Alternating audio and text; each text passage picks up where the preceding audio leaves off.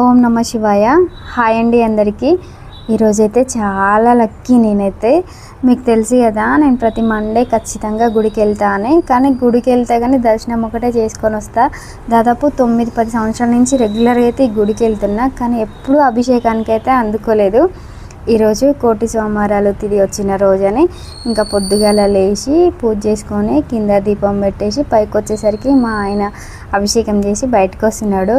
మంచిగా అనిపించింది. ఇంకా ఈలోపు ఒక స్వామి తీసుకొచ్చి పాలసము నాకు ఇచ్చిండు. ఇంకా దాన్ని కళ్ళకద్దుకొని మస్తు తృప్తిగా ఫీల్ అయ్యేలోపు ఇంకా పాలు తీసుకుపోయి దేవుడికి అయితే అభిషేకం చేస్తున్నారు.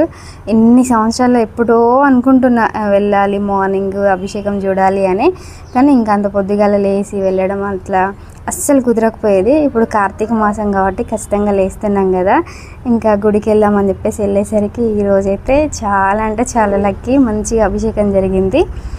ఈరోజు పూజ చేసుకుంటే కోటి సోమవారాలు చేసుకున్న ఫలితం దక్కిద్దంట. ఈరోజు అభిషేకం దగ్గర ఉండి మొత్తం చూశాను, దగ్గరుండి ఆస్వాదించాను.